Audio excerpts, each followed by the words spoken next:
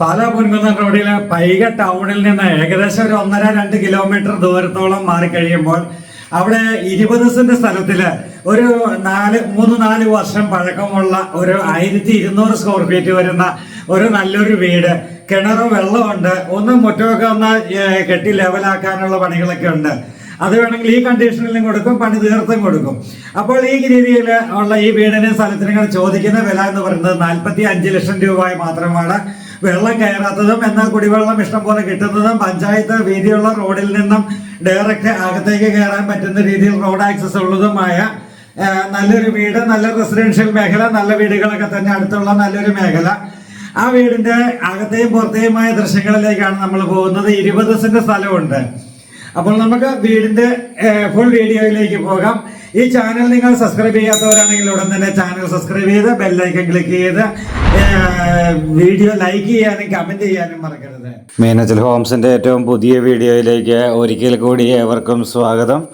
ഇത് 20 സെന്റ് സ്ഥലത്തിലേക്കാണ് നമ്മൾ കയറിയിരിക്കുന്നത്. പഞ്ചായത്ത് റോഡിൽ നിന്നും വെറും 10-20 മീറ്റർ ദൂരം മാത്രം മൺ റോഡ്, അത് ഈ വീട്ടിലേക്ക് മാത്രമുള്ള റോഡ്. ഈ റോഡ് ഒഴിവാക്കിയാണ് സെൻറ്റ് പറയുന്നത്. 20 സെൻറ്റ് സ്ഥലം എന്ന് പറയുന്നത് റോഡ് കൂട്ടിയല്ല. അപ്പോൾ അങ്ങനെ 20 സെൻറ്റ് സ്ഥലത്തിലേക്കാണ് നമ്മളിപ്പോൾ കയറിയിരിക്കുന്നത്. 20 സെൻറ്റ് സ്ഥലത്തിൽ ഈ താഴെ കാണുന്ന ഈ ഭാഗം കൂടി ഉൾപ്പെടെയാണ് 20 സെൻറ്റ് സ്ഥലം.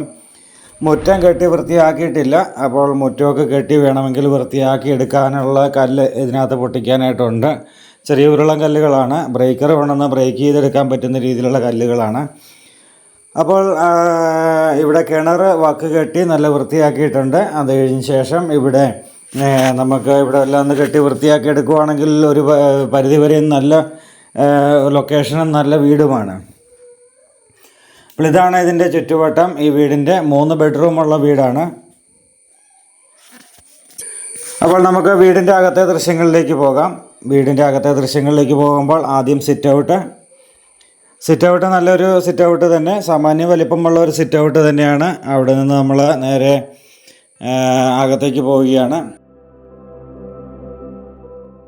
തേക്കിൻ തടി കൊണ്ടുള്ള ഫ്രണ്ട് ജനൽപ്പാളികൾ, അതുപോലെ തന്നെ ഫ്രണ്ട് ഡോറൊക്കെ തേക്കാണ്.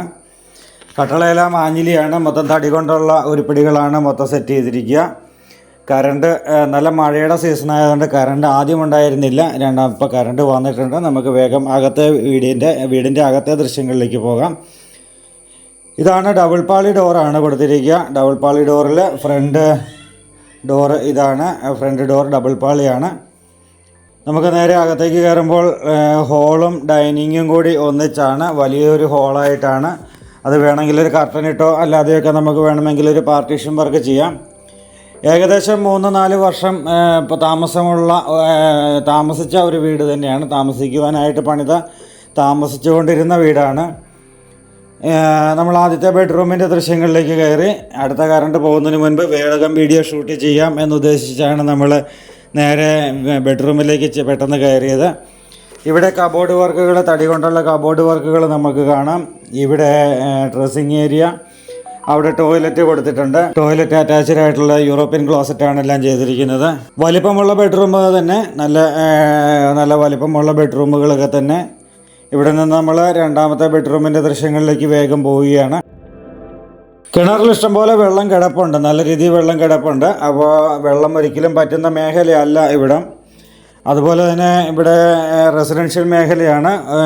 കാരണം ഇവിടെ അടുത്തെല്ലാം നല്ല നല്ല വീടുകൾ തന്നെ.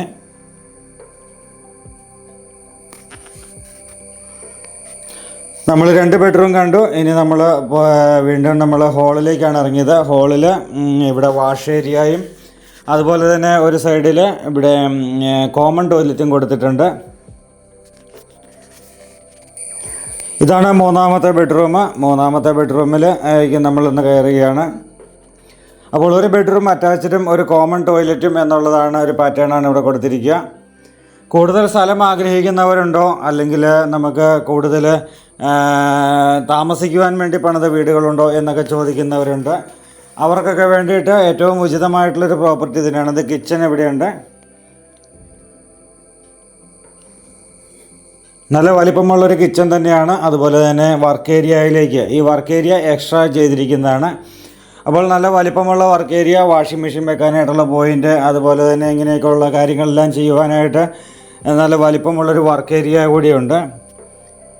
ഏകദേശമാണ് ഞാൻ പറഞ്ഞത്. ഇത് എക്സ്ട്രാ പിടിപ്പിച്ചിരിക്കുന്ന ഈ വർക്ക് ഏരിയ കൂടെ കൂടുമ്പോൾ ഏകദേശം ഒരു 1400 സ്ക്വയർ ഫീറ്റൊക്കെ കണ്ടാൽ തോന്നും.